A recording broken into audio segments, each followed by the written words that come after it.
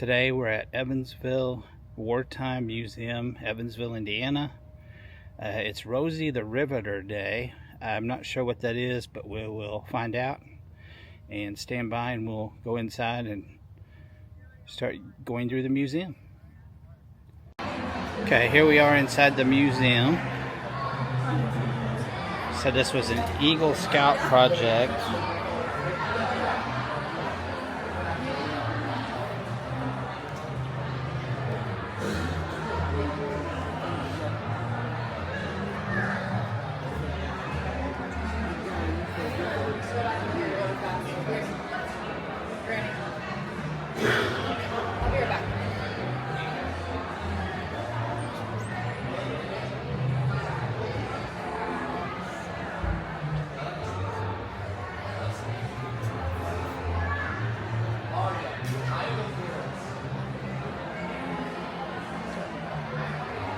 Today is Rosie the Riveter Day. Here's some of the things they talk about with Rosie the Riveter.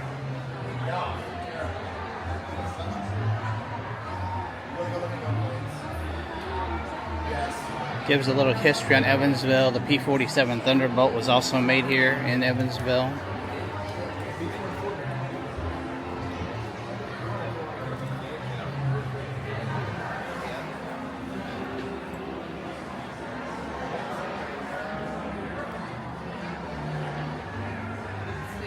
These are some of the weapons that were here.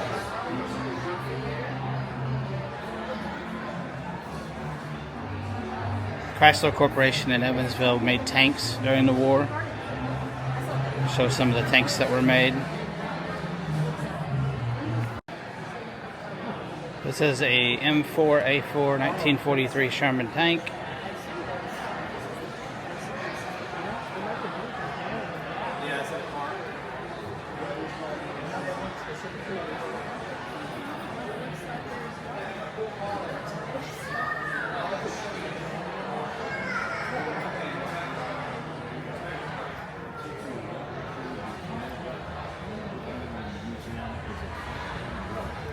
Also on the tank, it does show that Rosie's Revenge, which is Rosie the Riveter.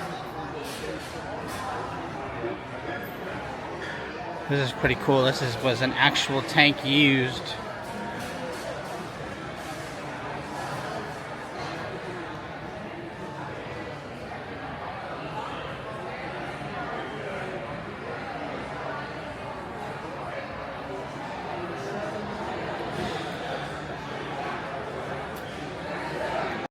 So this is one of the airplanes that was built here in Evansville for the war. The gentleman here told me that it made its first flight from Evansville to the war, and it made its last flight back to Evansville.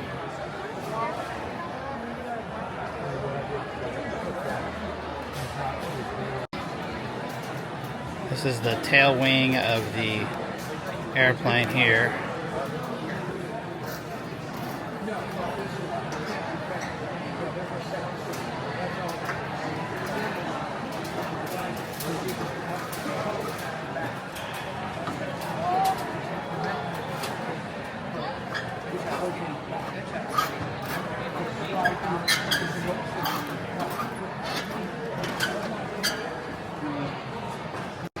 So this is the inside cockpit of that airplane. 27 seconds. Really neat. And here's the wings.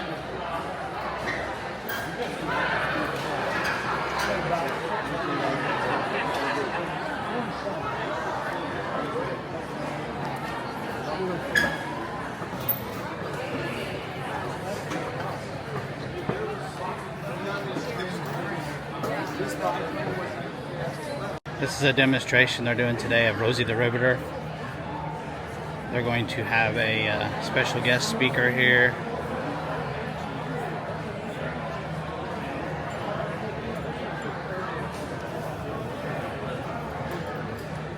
These are the Rosies. They have some different displays out for Rosie the Riveter. Some different pictures.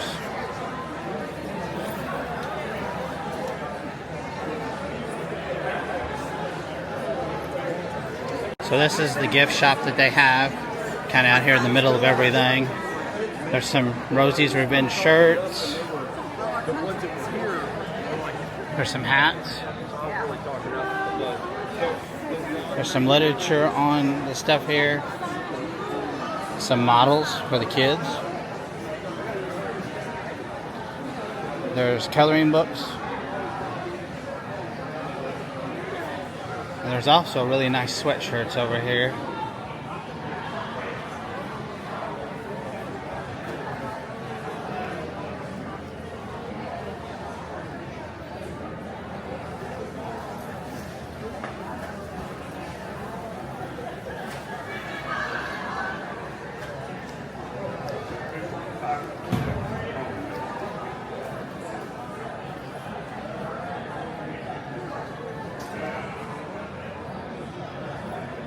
They also have Rosie the Riveter that everybody usually sees and notices in the hat.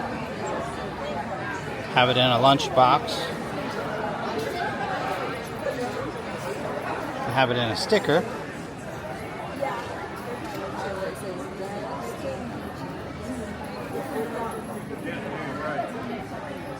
Over here they're doing drinks and cookies and popcorn, different things like that for the Rosie the Riveter thing going on today. This is kind of the whole facility today. It's really packed here today. It's hard to get some videos because of everything going on, which is good. I'm glad they're getting this kind of turnout.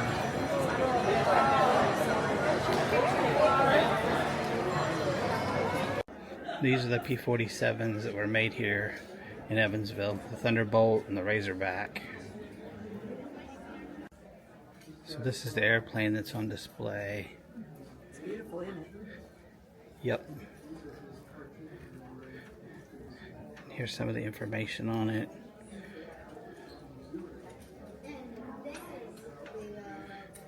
It says it's called the Dottie Mae. It's manufactured by Public Aviation Division of Indiana during the summer of 1944 here in Evansville. This is the one that was out there earlier that we got up in and looked in the cockpit of. So this is a demonstration of what it looked like in the 40s during the war inside of a house. They have a replica house set up here.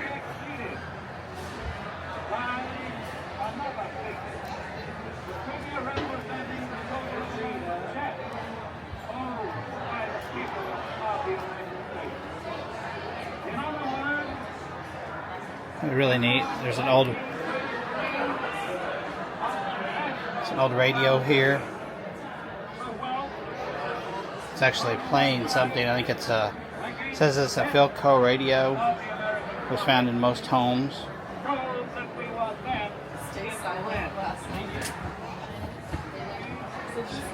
There's an old telephone.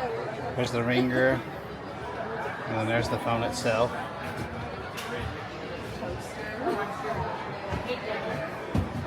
This is a Sorvel refrigerator.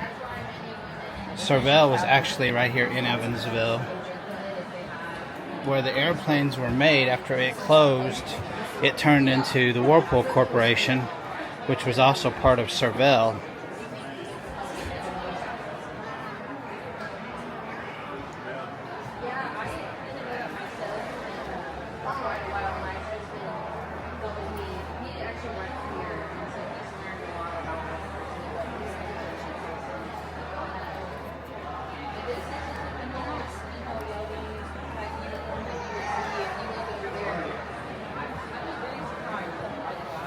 It's an old stove, pots and pans. So this is a P-47 Thunderbolt engine. It was a Pratt Whitney R 2800 horsepower double wasp 2-row 18-cylinder radial engine. It says that this is what was used in the Thunderbolt. They were made here in Evansville. A big engine.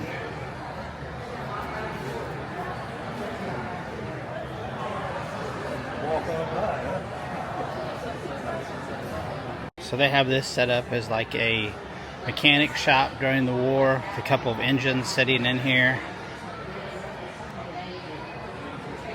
They also have it set up for a machine shop. So we'll go over here and it shows some of the things that they used in the machine shop. So drill press there. There's a saw. Hydraulic press.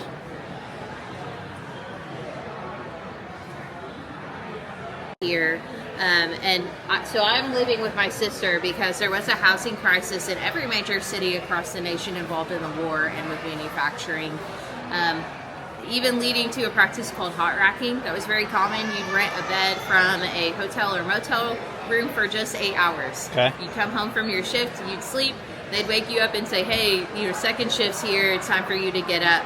And they'd wake you up for work and you'd go in and kind of repeat the cycle. And so they called it hot racking because the bed was still warm from the last person who slept there. That was also common on Navy ships and things like that. But in the cities, I think that was really unheard of until the war period. So I'm portraying a welder. This is an original welding hood. It's a modern liner. But the hood itself, this is what they would have worn during the time period. In my lunchbox, I have a eyeglass case that has some safety glasses in it as well. Okay. Women welders were really important on things like the tank. Although our tank here at the museum is called Rosie's Revenge, there are actually no rivets. So Rosie the Riveter never riveted the tank. It was all welding. So it's done at places like this wall here with the Chrysler Corporation. They had a lot of welders working on welding the tanks and manufacturing other goods for the war. Okay.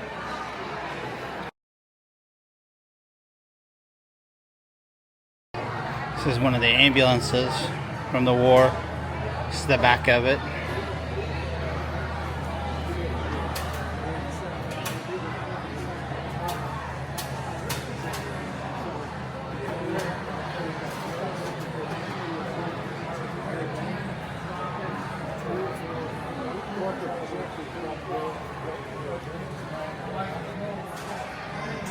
This is the inside.